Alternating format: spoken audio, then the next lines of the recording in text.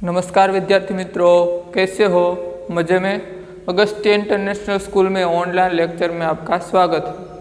अगले क्लास में हमने जो तीसरा चैप्टर जो निबंध था, क्या निराश हुआ जाए, उस निबंध को 3 भाग में और एक भाग उनका स्वाध्याय के जो प्रश्नोत्तरी है उनमें किया था। तो अब इस लेक्चर में हम उनके व्याकरण के कुछ पॉइंट है उनके बारे में चर्चा करेंगे, बराबर। तो आपको पता ही है कि जैसे कि हमने 2 अगले चैप्टर है उनमें भी पहले वह चैप्टर पूर्ण किया और बाद में प्रश्नोत्तरी और अंत में व्याकरण। तो आज इनका जो 5वां भाग है व्याकरण, उनमें चर्चा करेंगे। तो क्या निराश हुआ जाए, यह चैप्टर तो आपको अच्छी तरह से याद रह गया होगा। उनके कर्ता कौन है? तो हजारी प्रसाद द्विवेदी जी, आचार्य हजारी प्रसाद द्विवेदी जी। और इस चैप्टर में क्या क्या बताया वह निबंध है, यह आपको अच्छी तरह से पता है। तो आज हम इनके जो व्याकरण के पॉइंट है उनके बारे में चर्चा करेंगे।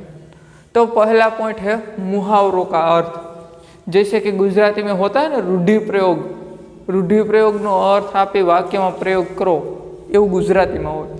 तो उसी तरह यहाँ पर भी ऐसा ही है कि मुहावरों का अर्थ देकर वाक्य में प्रयोग कीजिए। तो देखते हैं मुहावरा क्या कहता है कि मन बैठ जाना। मन बैठ जाना यानी कि उदास होना। किसी भी व्यक्ति बहुत उदास होते हैं तो हम उससे कहते हैं कि उनका मन बैठ गया। तो मन बैठ जाना तो उदास होना। कोई बालक है तो उनके पिता कहीं दूर विदेश में गए तो उनका मन बैठ गया, यानी कि वह उदास हो गए। तो हम कह सकते हैं कि श्याम के पिताजी अमेरिका जाने के, श्याम के पिताजी के अमेरिका जाने से श्याम का मन बैठ गया, श्याम उदास हो गया। श्याम के पिताजी थे वह अमेरिका चले गए तो श्याम का मन बैठ गया, यानी कि श्याम उदास हो गया। तो हम जो वाक्य लिखते हैं उनमें उदास हो जाना नहीं लिखते, लेकिन जो मुहावरा है वही मुहावरे लिखते हैं, बराबर। और यह उचित हो सकता है, योग्य भी लगता है। इसलिए तो देखते कि मन बैठ जाना तो उदास हो जाना। श्याम के पिताजी अमेरिका चले जाने से श्याम का मन बैठ गया, यह आपको वाक्य भी याद रह गए होंगे। तो यह हो सकता है। दूसरा भी वाक्य हम देखते हैं कि लखन को परीक्षा में कम अंक, यानी कि कम अंक आने से उनका मन बैठ गया। लखन को परीक्षा में कम अंक आने से उनका मन बैठ गया। हम यह नहीं लिख सकते कि लखन को परीक्षा में कम मार्क आए, कम अंक आए तो वह उदास हो गया, लेकिन यह लिखना है कि उनका मन बैठ गया। तो अब दूसरा मुहावरा है फलना फूलना तो समृद्ध होना। फलना फूलना तो समृद्ध होना। हरियाली क्रांति आने से सभी किसान भाइयों फलने फूलने लगे। हरियाली क्रांति आने से सभी किसान भाइयों फलने फूलने लगे, यानी कि हरियाली क्रांति आई इसलिए सभी जो किसान भाई है वह समृद्ध होने लगे। हमें पता है कि जो हरियाली क्रांति क्या है, तो यह आपको सामाजिक विज्ञान में पढ़ने के लिए आएंगे या आया होगा, विज्ञान में भी आता होता है। तो जो हरियाली क्रांति यानी कि हमारे जो किसान है वह अपने खेत में जो बीज बोते हैं तो वही बीज में कई तरह के जो रासायनिक पदार्थ उनमें उमेरा जाता है, तो वही हरियाली क्रांति। तो इनके कारण हमारा जो उत्पादन है, जो हमारी आय है वह बढ़ जाती है। तो हरियाली क्रांति आने से सभी किसान भाइयों फलने फूलने लगे, यानी कि हरियाली क्रांति आने से सभी किसान भाई है वह समृद्ध होने लगे।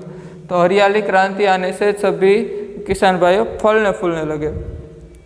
महात्मा ने मुझे फलने फूलने का आशीर्वाद दिया, यह भी बना सकते हैं वाक्य। महात्मा ने मुझे फलने फूलने का आशीर्वाद दिया, यानी कि कोई महात्मा आए और मैंने उनका चरण स्पर्श किया तो उन्होंने मुझे फलने फूलने का आशीर्वाद दिया, यानी कि कहा होगा कि बेटा जा तू समृद्ध होगा, यानी कि फलने फूलने का आशीर्वाद दिया। तो महात्मा ने, वाक्य ऐसे लिख सकते हैं कि महात्मा ने मुझे फलने फूलने का आशीर्वाद दिया। महात्मा ने क्या आशीर्वाद दिया? तो फलने फूलने का आशीर्वाद दिया। यानी कि फलने फूलने का अर्थ क्या होता है? तो समृद्ध होना। क्या होता है? तो फलने फूलने का अर्थ होता है समृद्ध होना अर्थात विकसित होना। दोनों में से कोई भी लिख सकते हैं। फलने फूलने का अर्थ समृद्ध होना या विकसित होना। तो महात्मा ने मुझे फलने फूलने का आशीर्वाद दिया। तो अब तीसरा मुहावरा है पर्दाफाश करना। तो किसी के भेद खोलना उसे पर्दाफाश कहना कहते हैं। भेद खोलना तो पर्दाफाश कहने कहते हैं।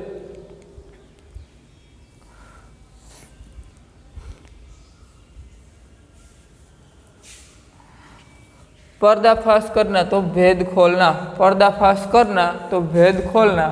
एक चोर पकड़ा गए तो उन्होंने अपने साथियों का पर्दाफाश कर दिया। आतंकवादियों में और चोरों में ऐसा कई बार बन चुका है कि जो एक साथी पकड़ा जाए तो वह उनको कई तरह से टॉर्चर करने से वह अपने साथियों के बारे में भी बता देते हैं। तो पर्दाफाश करना तो भेद खोलना।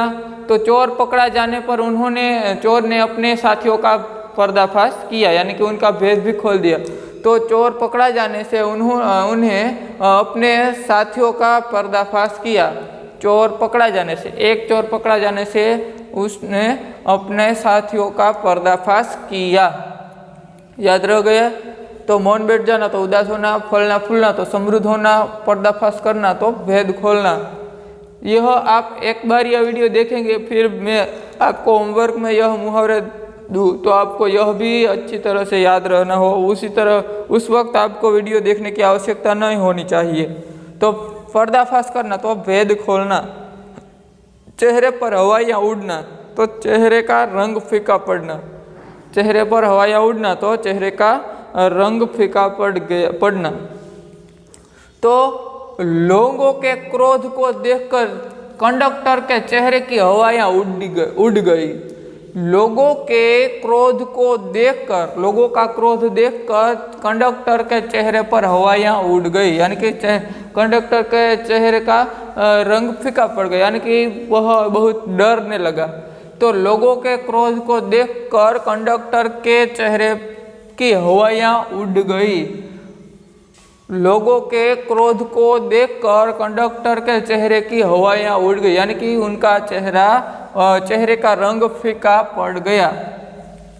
तो चेहरे पर हवाइयाँ उड़ना, यह अच्छी तरह से याद रखना। चेहरे पर हवाइयाँ उड़ना तो उनका चेहरे का रंग फीका पड़ना। वाक्य भी याद रखिए कि लोगों का क्रोध देखकर कंडक्टर के चेहरे पर हवा उड़ गई। कातर ढंग से देखना तो भयभीत होकर देखना। कातर ढंग से देखना तो भयभीत होकर देखना। कातर ढंग से देखना तो भयभीत होकर देखना। मोहित ने परीक्षा में चोरी करते हुए पकड़ा गया तो वह मोहित परीक्षा में चोरी करते हुए पकड़ा गया तो वह परीक्षित की ओर कातर ढंग से देखने लगा।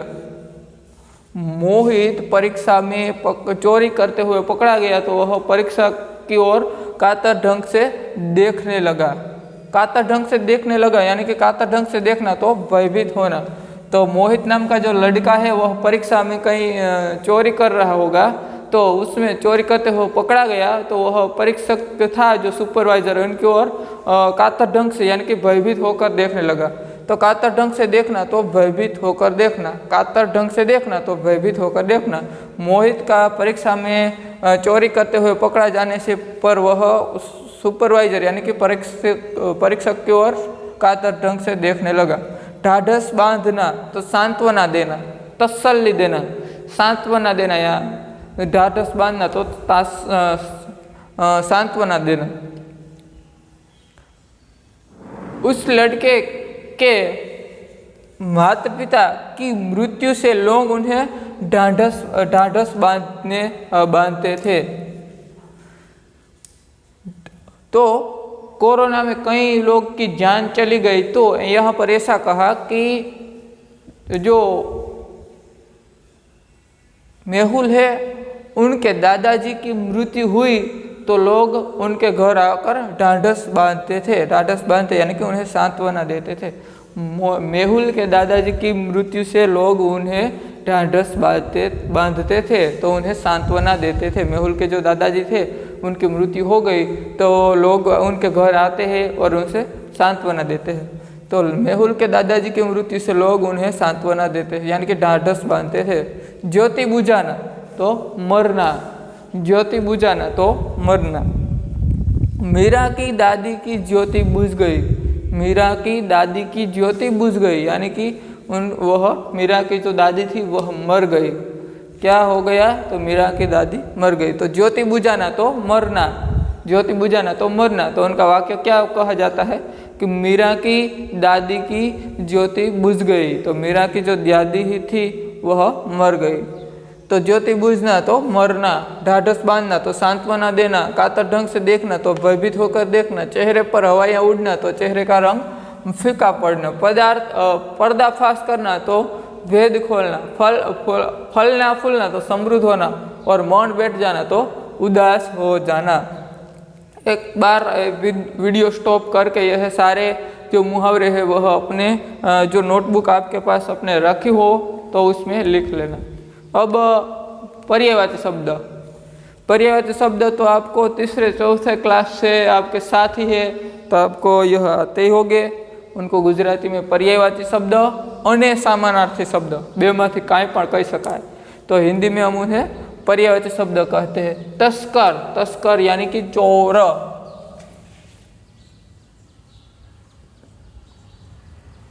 तस्कर तो चोर, चोर को क्या कहते हैं? तस्कर। हताश तो निराश।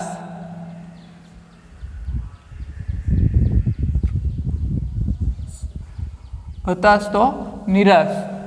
चोर तो तस्कर, तस्कर तो चोर, हताश तो निराश। मनीषी तो पंडित। मनीषी किसे कहते हैं? तो पंडित को।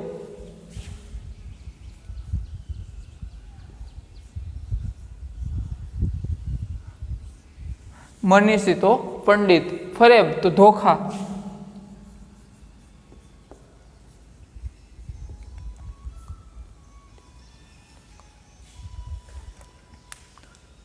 फरेब तो धोखा, धोखा। संहार तो विनाश।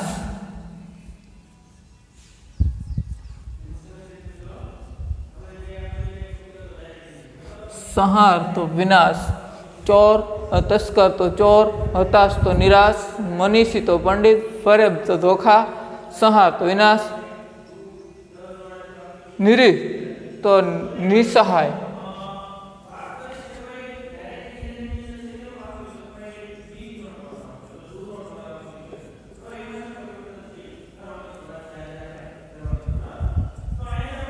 निरीह तो निसहाय। निष्कृष्ट तो अधम, अधम होते हैं उसे निष्कृष्ट कहते हैं।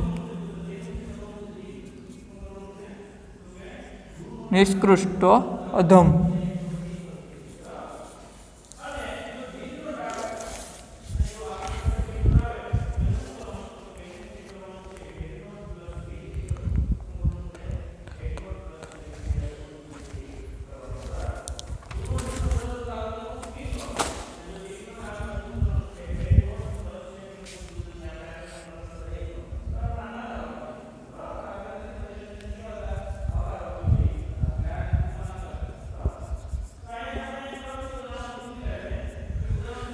निरीह तो निराधार, निकृष्ट तो अधम, माहौल तो परिस्थिति,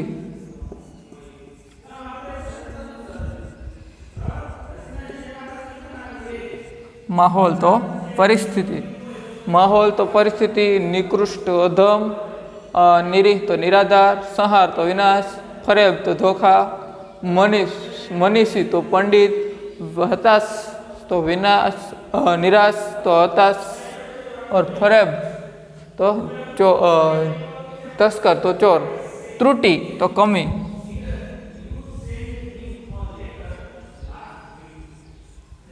त्रुटि तो कमी, कातर तो भयभीत, त्रुटि तो कमी,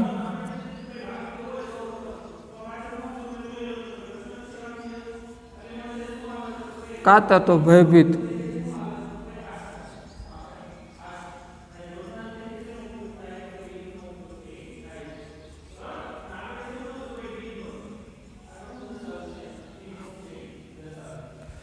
कातर तो भयभीत। फिर से एक बार देखते हैं कि तस्कर तो चोर, हताश तो निराश, मनीषी तो पंडित, फरेब तो धोखा, संहार तो विनाश,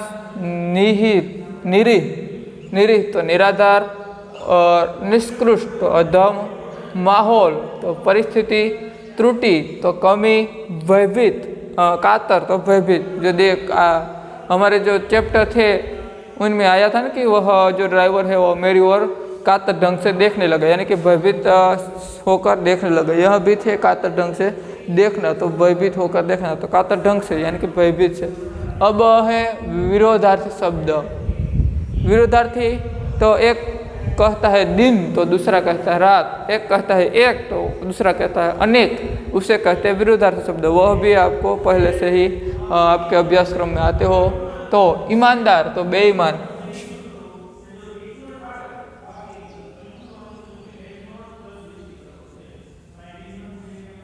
ईमानदार का पर्यायवाची शब्द ईमानदार का विरोधार्थी शब्द बेईमान। भ्रष्टाचार तो सदाचार,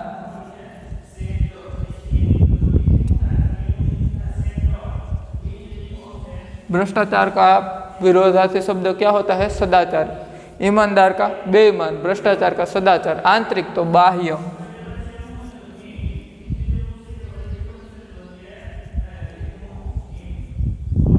आंतरिक का विरोधार्थी शब्द बाह्य, आंतरिक का विरोधार्थी शब्द बाह्य।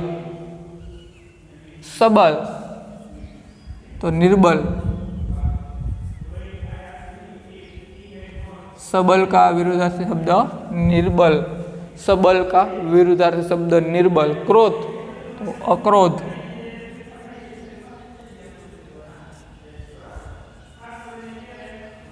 क्रोध का विरोधार्थी शब्द क्या होता है? अक्रोध।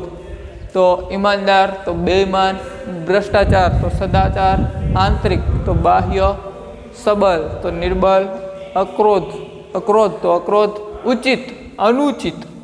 उचित है जो योग्य हो उसे उचित कहते हैं, जो योग्य नहीं है अयोग्य हो उसे अनुचित कहते हैं।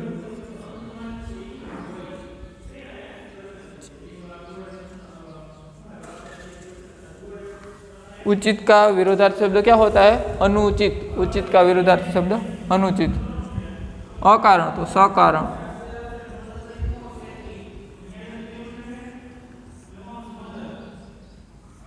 अकारण का विरोधार्थी शब्द क्या होता है? सकारण, बराबर। तो अकारण तो सकारण। निकृष्ट तो उत्कृष्ट,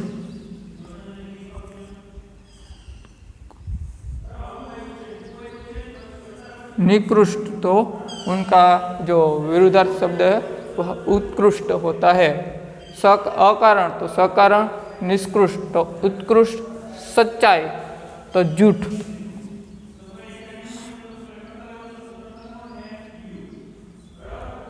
सच्चाई का विरोधार्थी शब्द क्या होता है? झूठ। कायर तो वीर,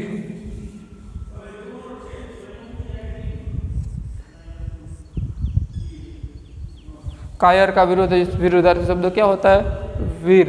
जो युद्ध होते हैं उनमें कायर पलायन करते हैं और वीर युद्ध में वीरगति यानी कि वह वीर होते हैं, उनकी विजय होती है या फिर उनकी मृत्यु हो तो भी वह वीरगति प्राप्त है। मनीषी तो मूर्ख,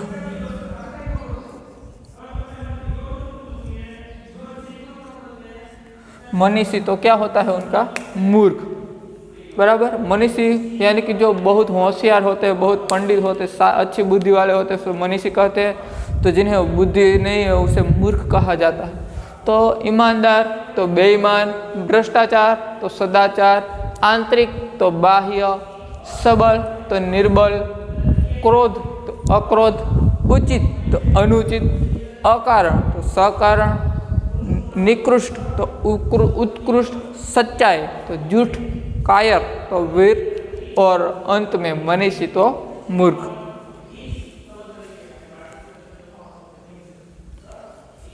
तो तो यह थे हमारे पर्यायवाची शब्द और विरुद्धार्थी शब्द। और अंत में जो हम हमारे जो अगले तास में भी हमने जो कई वाक्य दिए हो उनमें से आपको विशेषण या भाववाचक शब्द बताना चाहिए। तो यह मुहावरे और पर्यायवाची शब्दों का एक बार वीडियो स्टॉप करके अपने नोटबुक में लिख लीजिए।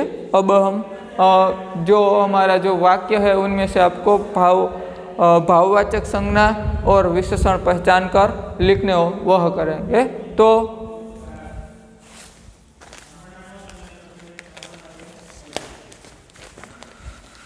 आदमी से आदमियत चली जाए तो ममतापूर्ण व्यवहार कौन करेगा।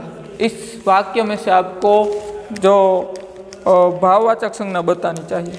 पहचानिए भाववाचक संज्ञा। तो आदमी में से आदमियत चली जाए तो ममतापूर्ण व्यवहार कौन करेगा। तो उनमें भाववाचक संज्ञा क्या है। तो भाववाचक संज्ञा उसे कहते हैं जिनका हम अनुभव कर सकते हैं, उन्हें देख नहीं सकते। तो आदमी में से आदमियत चली जाए तो ममतापूर्ण व्यवहार कौन करेंगे। तो उसमें क्या है, आदमियत। आदमियत है वह भाववाचक संज्ञा है।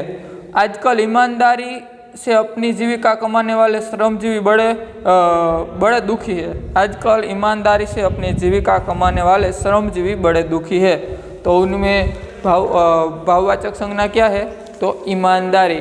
आजकल ईमानदारी से रोजगार जीविका चलाने वाले लोग बड़े दुखी है। तो ईमानदारी है वह भाववाचक संज्ञा है। देश के दीन दुखी के प्रति सभ्यतापूर्ण व्यवहार कौन करता है। देश के दीन दुखी के प्रति सभ्यतापूर्ण व्यवहार। तो यहाँ पर क्या है, व्यवहार। व्यवहार है वह जिन्हें हम अनुभव कर सकता है लेकिन उन्हें देख नहीं सकते। तो आजकल देश के जो दीन दुखी के प्रति ये सभ्यतापूर्ण व्यवहार कौन करता है। तो व्यवहार है वह भाववाचक है। आज किसी को किसी पर विश्वास नहीं है। आज किसी को किसी पर विश्वास नहीं है। इस वाक्य में भाववाचक क्या है। तो विश्वास। आज किसी को किसी पर विश्वास नहीं है। तो उसमें भाववाचक क्या है। तो विश्वास है वह भाववाचक है। तस्कर की तस्करी से सभी लोग त्रस्त थे। तस्कर की तस्करी से, तस्कर यानी कि चोर, चोर की चोरी से, तस्कर की तस्करी से सभी लोग त्रस्त थे। तो उसमें भाववाचक क्या है। तस्करी। चोरी है उसे भाववाचक संज्ञा कहते। तो तस्कर की तस्करी से सभी लोग त्रस्त है। तो उसमें भाववाचक क्या है। तो तस्करी है वह भाववाचक है। और सभा में मैनेजर ने रमेश की उपेक्षा की। सभा में मैनेजर ने रमेश की उपेक्षा की। तो उपेक्षा है वह भाववाचक है। सभा में मैनेजर ने रमेश की उपेक्षा की। तो उपेक्षा है वह भाववाचक है। अब विशेषण। निम्नलिखित वाक्यों में से विशेषण पहचान कर लिखिए। तो आपके सामने जो वाक्य है उनमें से आपको विशेषण पहचानना है। विशेषण और कर्तृवाचक तो अत्यंत सरल है। जो एक्स्ट्रा जो कई अर्थपूर्ण शब्द होता है, बढ़ावा, वाक्य में बढ़ावा करने वाला शब्द होता है उसे विशेषण कहते हैं। विशेष शब्दों को विशेषण कहते हैं। तो शिक्षा से ही सामाजिक स्थिति में सुधार लाया जा सकता है। शिक्षा से ही सामाजिक स्थिति में सुधार लाया जा सकता है। तो सामाजिक है वह विशेषण है।